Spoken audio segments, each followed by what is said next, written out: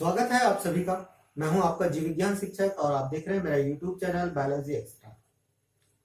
Students, हम लोग बात कर रहे थे किंगडम प्रोटिस्टा की। क्लास 11th में किंगडम प्रोटिस्टा हम लोग पढ़ रहे थे और प्रोटिस्टा के अंतर्गत अब तक मैंने 4 वीडियो अपलोड कर चुका हूं। आज हमारा यह 5वां वीडियो। प्रीवियस वीडियोस में मैंने बहुत सारी चीजें आपको बताया। सबसे पहले वीडियो में मैंने आप लोगों को प्रोटिस्टा क्या है और प्रोटिस्टा के क्या कैरेक्टर होते हैं, साथ ही आउटलाइन क्लासिफिकेशन बताया था। सेकेंड वीडियो में हमने बात की थे ऑटोट्रॉपिक प्रोटिस्ट की। थर्ड वीडियो में हमने बात की स्लाइम मोल्ड की और जो फोर्थ वीडियो था उसमें हमने बात किए थे प्रोटोजोअन प्रोटिस्ट की। आज के इस वीडियो में हम कुछ विशिष्ट टॉपिक्स पर चर्चा करने वाले हैं प्रोटिस्टा से रिलेटेड। ठीक है भाई, आप लोगों ने पढ़ चुके हैं कि जो किंगडम प्रोटिस्टा है उसको डस्टबिन ऑफ क्लासिफिकेशन कहा जाता है।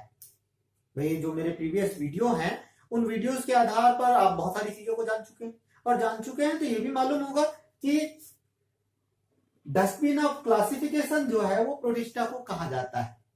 अब सवाल ये उत्पन्न होता है कि क्यों कहा जाता है। यही चीज आपको कमेंट्स बॉक्स में लिखनी है और मुझे बतानी है कि इस वजह से dustbin of classification kingdom protista को कहा जाता है। आज के इस वीडियो लेक्चर में हम लोग बात करने वाले हैं किंगडम प्रोटिस्टा के कुछ विशिष्ट लक्षणों की। और ये विशिष्ट लक्षण क्या है? सबसे पहले हम बात करेंगे कि प्रोटिस्टा के एक टिपिकल प्रोटिस्टा की संरचना क्या होती है, उनमें न्यूट्रिशन किस प्रकार से होता है, उनमें लोकोमोशन किस प्रकार से होता है, रिप्रोडक्शन किस प्रकार से होता है और इनकी लाइफ स्टाइल क्या है। तो चलिए स्टार्ट करते हैं आज का हमारा वीडियो और देखते हैं कुछ महत्वपूर्ण लक्षण किंगडम प्रोटिस्टा के। चलिए, अगर हम सबसे पहला लक्षण ले रहे हैं संरचना का, स्ट्रक्चर का।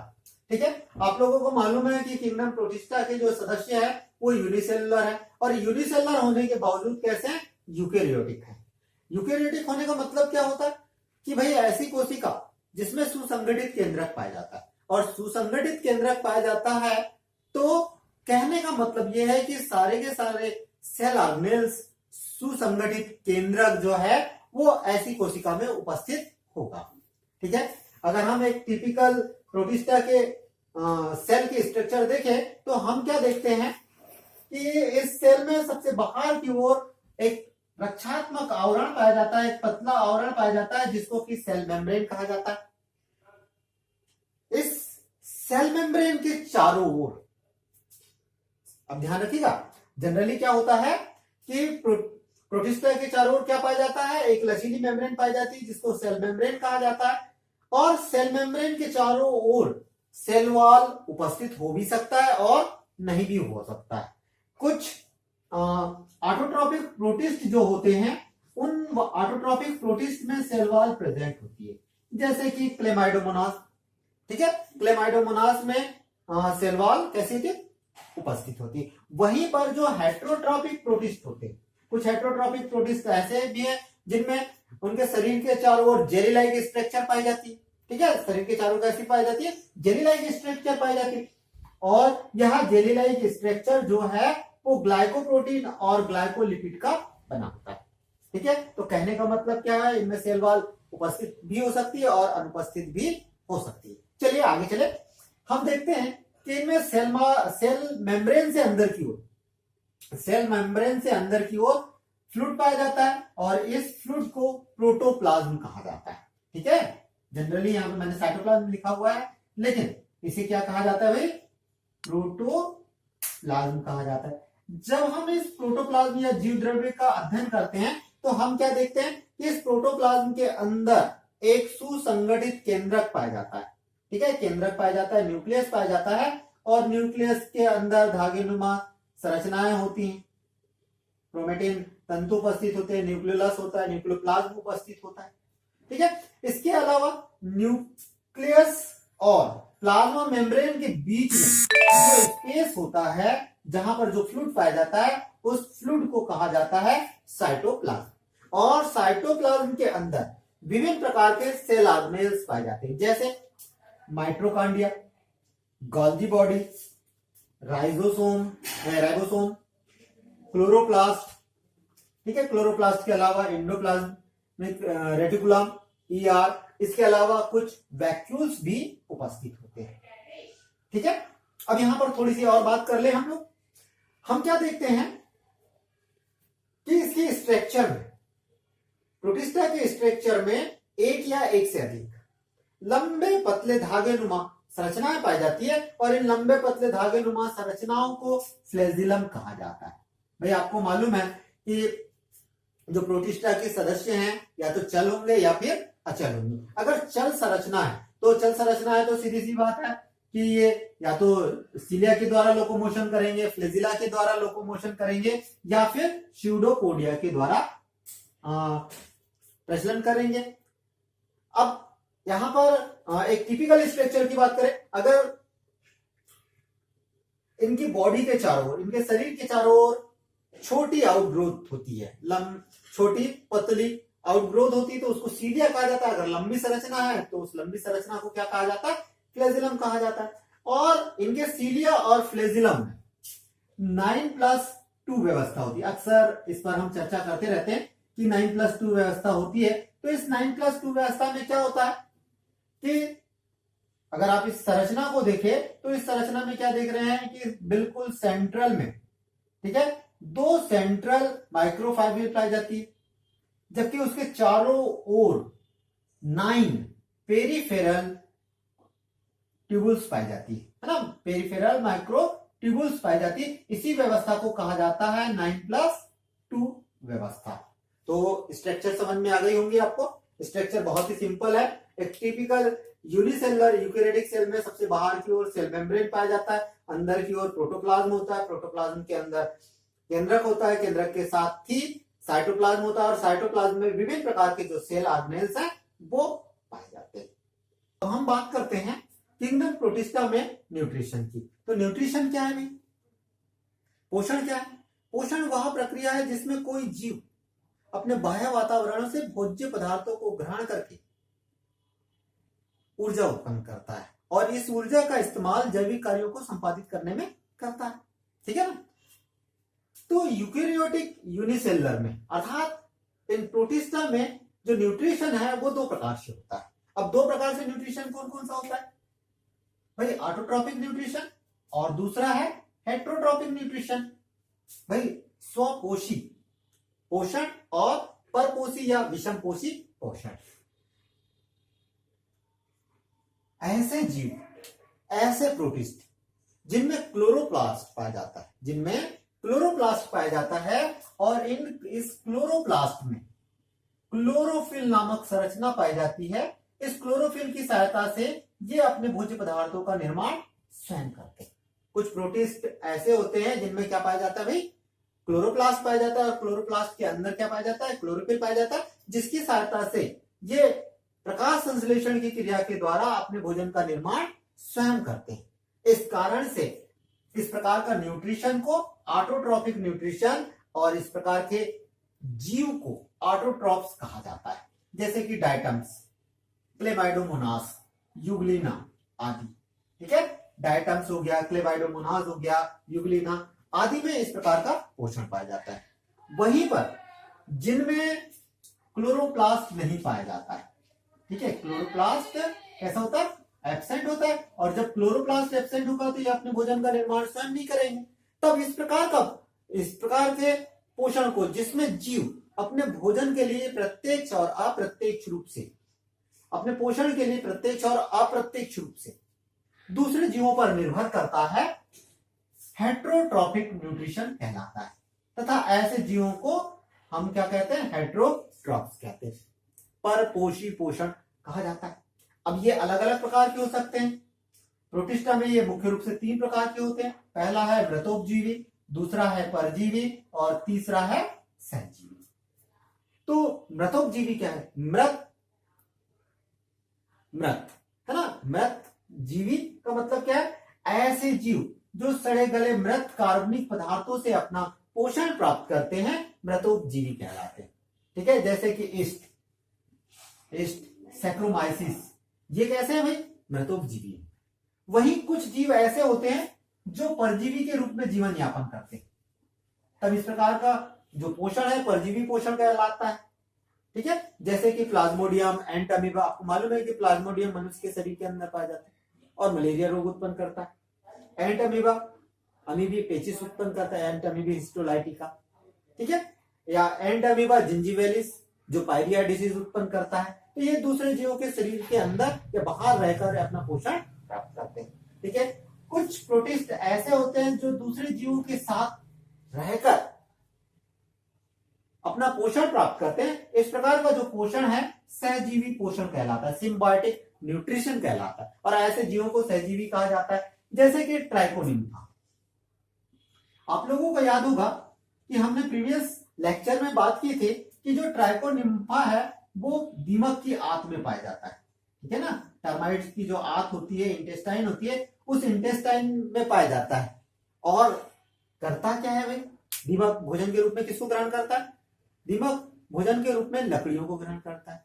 ठीक है, और लकड़ियां किससे बनी होती है? उसकी कोशिका भित्ति किससे बनी होती है? सेलुलोज से। और सेलुलोज का पाचन करने वाले एंजाइम जो है इसके शरीर में नहीं पाए जाते। तब ऐसी अवस्था में ये जो ट्राइकोनिम्फा है ये सेलुलोज एंजाइम का सिक्रेशन करके जो है दीमक को उसके भोजन के पाचन में सहायता करता है, अर्थात दोनों को फायदा हो रहा है। इस कारण से ऐसे जीवों को सहजीवी कहा जाता है। ठीक है, तो समझ में आ गया होगा आपको कि यूकेरियोटिक यूनिसेलुलर प्रोटिस्ट में जो है स्वयंपोषी और परपोषी दोनों प्रकार का पोषण पाया जाता है। हम बात करते हैं तीसरे महत्वपूर्ण लक्षण की तरफ, और वो है लोकोमोशन। लोकोमोशन क्या कहलाता है भाई? जब कोई जीव एक स्थान से दूसरे स्थान पर जाता है, ठीक है, तब इसको हम क्या कहते हैं? लोकोमोशन कहते हैं। और प्रोटिस्टा के जो सदस्य होते हैं ये या तो मोटाइल होते हैं, चल होते हैं, या नॉन मोटाइल होते हैं। भाई अगर पैरासाइट के रूप में पाए जाते हैं तो नॉन मोटाइल होंगे, और अगर पैरासाइट के रूप में नहीं पाए जा रहे हैं तो अधिकांश कैसे होंगे? चल होंगे। अर्थात प्रोटिस्टा के सदस्यों में जब ये चल होते हैं तब इनमें जो प्रचलन की क्रिया है या तो सीलिया के द्वारा होगी, फ्लैजिला के द्वारा होगी, या स्यूडोपोडिया के द्वारा होगी। तो चलिए एक एक चीजों को हम समझे। सबसे पहले हम समझते हैं सीलिया।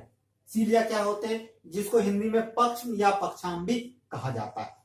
ठीक है, देखिए कुछ प्रोटिस्ट ऐसे होते हैं जिनके शरीर के चारों ओर, यहां पर ध्यान दीजिएगा कि कुछ प्रोटिस्ट ऐसे होते हैं जिनके शरीर के चारों ओर छोटी लगभग 5 से 10 मिली माइक्रोन लंबी पतली रोम के समान संरचना पाई जाती है।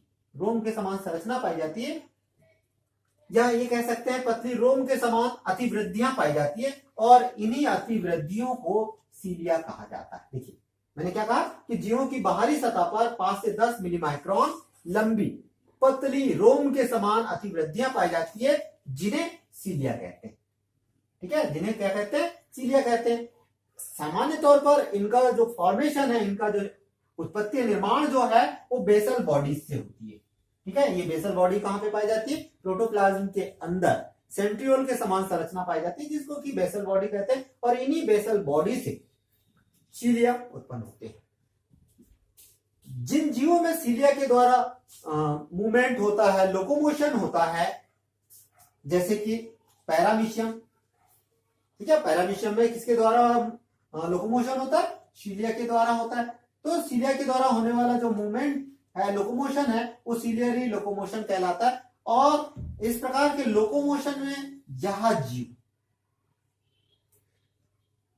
लोकोमोशन करने के लिए इसके शरीर पर 2 एक्स्ट्रा एफर्ट लगाने पड़ते हैं। और ये 2 एक्स्ट्रा एफर्ट कौन कौन से होते हैं? जिसको हम कहना चाहिए आघात इनमें उत्पन्न होते हैं। और ये आघात कौन कौन से? एक होता है प्रभावी आघात और दूसरा होता है क्षतिपूर्ति आघात। अब प्रभावी आघात और क्षतिपूर्ति आघात क्या होते हैं? देखिए, अगर मान के चलिए, इसको एक कल्पना के रूप में हम समझते हैं कि अगर मान के चलो आप जमीन पे लेटे हैं, पेट के बल लेटे हुए हैं, और आपको आगे बढ़ना है, तो आप क्या करेंगे भाई? आप अपने हाथ या पेट की सहायता से अपने शरीर को आगे बढ़ाएंगे। ठीक है ना, सबसे पहले आप ये करेंगे कि अपने हाथों को जमीन पर रखेंगे और तेजी के साथ आप उस जमीन को पीछे की ओर धकेलने का प्रयास करेंगे। ठीक है, यही होगा ना। और जब आप ये प्रयास करेंगे तो आपकी जो बॉडी है वो कहां किसकी ओर जाएगी, आगे की ओर जाएगी। ठीक है, ऐसा ही कुछ जो है वो इनमें भी होता है। ये क्या काम करते हैं, जब जिस दिशा में इनको आगे की ओर बढ़ना होता है उस दिशा के विपरीत, ठीक है, ये अपने सीलिया को तेजी के साथ धकेलते हैं। अर्थात सीलिया को कैसे धकेलेंगे, ये जो जैसे आप ये हाथ देख रहे हैं, ये सीलिया को आगे की ओर धकेलेंगे। अब जब आगे की ओर धकेलेंगे इस प्रकार से, तो इस प्रकार का जो स्ट्रोक है ये कहलाता है प्रभावी स्ट्रोक। अब वापस यही सीलिया को वो वापस अपने प्रारंभिक स्थिति में लेके आते हैं। जब प्रारंभिक स्थिति में लेके आते हैं तब इस प्रकार का जो स्ट्रोक है वो रिकवरी स्ट्रोक कहलाता है। और इसी स्ट्रोक और रिकवरी स्ट्रोक के माध्यम से पैरामीशियम जो है अपने शरीर को आगे की ओर बढ़ाता है। आप यहाँ पे डायग्राम में देख सकते हैं कि यहाँ पर ये जो सीलिया है किस प्रकार से आगे की ओर जो है स्ट्रोक लगा रहा है, और सेकेंड डायग्राम में आप देख रहे हैं कि ये वापस अपनी प्रारंभिक स्थिति में आ रहे हैं। ठीक है, तो स्ट्रोक को क्या कहेंगे, पावर स्ट्रोक और रिकवरी या रिटर्न स्ट्रोक कहा जाता है। ठीक है, चलिए अब दूसरी संरचना देखते हैं। और दूसरी संरचना होती है कशाभिका। कशाभिका के द्वारा प्रचलन। देखिए, हमने अभी थोड़ी देर पहले बात किया था कि जीवों की बाहरी सतह पर लंबी पतली रोम के समान संरचना पाई जाती है, तो इसे सीलिया कहा जाता है। सीलिया की सामान्य तौर पर जो लंबाई है 5 से 10 मिलीमाइक्रोन होती है, लेकिन यही रोम के समान संरचना, पतली रोम के समान संरचना, धागेनुमा संरचना जब 150 मिलीमाइक्रोन लंबी हो जाती है तब इस संरचना को कहा जाता है कशाभिका या फ्लैजिला। जनरली फ्लैजिला जो है वो संख्या में कम होते हैं, 1 या 2 होते हैं, कुछ में ज्यादा भी हो सकते हैं। ठीक है, अब इनमें प्रचलन क्या होता है, प्रचलन लगभग सेम जो है सीलिया के समान ही प्रचलन होता है। अब देखिए, मान के चलिए आपने चाबुक देखा होगा, और चाबुक देखा होगा तो आपने ये देखा होगा कि जंतु को जिस दिशा में आगे की ओर बढ़ना, उदाहरण के तौर पे मैं इसको एक नाव से इसकी तुलना कर सकते हैं कि नाव है और नाव में आप बैठे हुए हैं और आपको धारा के विपरीत जाना है। तो धारा के विपरीत जाना है तो क्या करेंगे, धारा के विपरीत अगर अपने को जाना है तो हम पतवार चलाएंगे, पतवार खेलने का प्रयास करेंगे। ठीक है ना, पानी के विपरीत धकेलने का प्रयास करेंगे जिससे कि हमारी नाव आगे की ओर बढ़ सके। चलिए, ठीक इसी प्रकार से क्या होता है कि इसमें कशाभिका के द्वारा प्रचलन होता है। मान के चलिए यहां पर मैं एक एग्जांपल ले लूं, ये आपका जीव है और यहां पर ये लंबी धागेनुमा संरचना है जिसको हम फ्लैजिला कहते हैं। जब इसको मूवमेंट करना होता है, लोकोमोशन करना होता है, तो इसके इस फ्लैजिला में इस आधार से लेकर इसके शीर्ष की ओर, ठीक है, आधार से शीर्ष की ओर जो है एक तरंग उत्पन्न होती है, और यह तरंग धीरे धीरे करके शीर्ष की ओर जाती है, आधार से शीर्ष की ओर जाती है, और इसके सहायता से यह फ्लैजिला की सहायता से यह जीव अर्थात कशाभिका के द्वारा प्रचलन होता है। तीसरी संरचना देखें, और तीसरी संरचना है कूटपाद या स्यूडोपोडिया। क्या होते हैं भाई स्यूडोपोडिया? इस प्रकार की जो संरचना है अमीबा में पाई जाती है। आपने देखा होगा कि अमीबा को जिस दिशा की ओर आगे बढ़ना होता है उस दिशा की ओर ये अंगुली नुमा संरचना का निर्माण करता है, और इस अंगुली नुमा संरचना को स्यूडोपोडिया कहा जाता है। अमीबा को जिस दिशा में आगे बढ़ना होता है, जहां पर स्यूडोपोडिया का निर्माण होता है, अपने प्रोटोप्लाज्म को, अपने जीव द्रव्य को इस स्यूडोपोडिया की ओर धकेल देता है, जिससे कि इसका जो पिछला हिस्सा है वो खिसककर आगे की ओर बढ़ जाता है। लगातार स्यूडोपोडिया का निर्माण होते रहता है और इस प्रकार से यह जंतु आगे की ओर बढ़ता है। तो इस प्रकार से आपने देखा कि जो प्रोटिस्टा के सदस्य हैं उनमें लोकोमोशन सीलिया, फ्लैजिला और कूटपाद के द्वारा होता है। अब प्रचलन का फायदा क्या है भाई? प्रचलन का फायदा यह है कि सबसे पहले तो प्रचलन के माध्यम से जीव जो है अपने भोजन, प्रजनन के लिए साथी तथा आश्रय स्थल तलाश करता है। ठीक है ना?